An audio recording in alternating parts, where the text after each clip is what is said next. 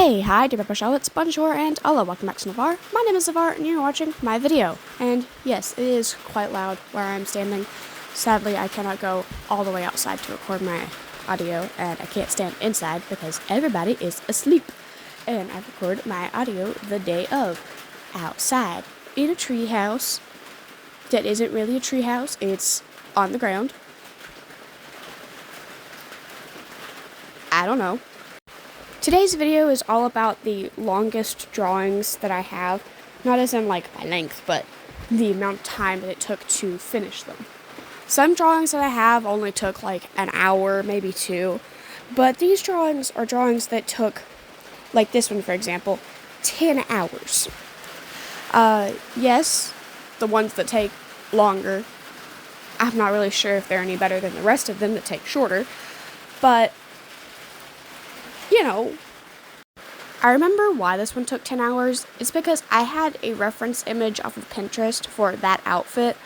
If I can find it, I will put it on there. But I wanted everything to be right, just like that weird little smoky bit behind him. And also the shininess of his, like, cloak and everything. I want everything to be perfect. And frankly, I like it. I had to go back and fix his hair, though. When you look on Ibis Paint, it'll show you the time in the corner, and this one said 32 hours, but I know it's not 32 hours. It was closer to about 15, maybe. I remember it took a little bit less time than the drawing of Persephone, which is the next one you're going to see, because I was going back and reworking everything and changing things and changing colors and changing outfits and everything, and you can't really see it on the girl on the bottom right, but on the guy you can kind of see how his like arm changes a good couple times and his feet change a good couple of times. I don't really know how to feel about this drawing because I really don't like his elbow. I'm gonna be completely honest with you. His elbow and arm, I don't know if that's proportionate or not.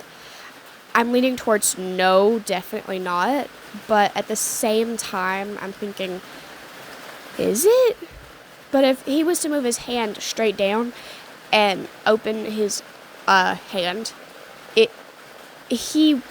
would go down to his knees.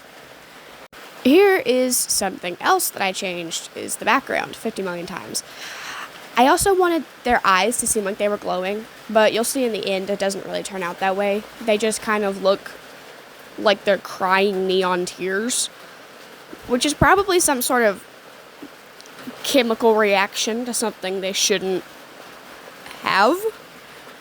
The story behind this drawing is that the girl was like an angel type thing who was guarding over somebody, and he was dead, and he was guarding over somebody, and then he really wanted to protect his sister because he didn't want to leave his sister behind and wanted to make sure that she became a nurse like she wanted to. But because of the way that he went about it, he couldn't just change who he guarded over. So they told him, like, hey, stop it. And then he didn't stop it, and then he kept pushing and kept pushing and kept pushing till he accidentally got the girl on the bottom sent all the way down under. Where's down under? I don't really know, because I remember thinking I didn't want this to follow, like, Christianity logic, because I didn't want to like build a story off of a religion. So but yeah, she finally gets brought back up and he is sent back down, and yeah, they ask him what his one final mercy will be, and he says that he wants to meet the person who guards over his sister so that way they know to protect her at all costs. And she looks down at him, she laughs, and says, you already met her. And then, boom, mic drop, they fly away, and he has to watch as they fly away. You know? By the way, what I mean by not creating a story off of religion, I mean that I don't want to disrespect any religion that is out there by building any sort of story off of it, because I don't know much about, like, Hellenism or Christianity or, you know, stuff like that. So I don't want to like build a story using their religion when I have no information on it. This drawing was originally going to be like an epic musical fan art for Aphrodite, because I already have one piece that I have of her that I kind of like, not entirely, but you know, that I enjoy.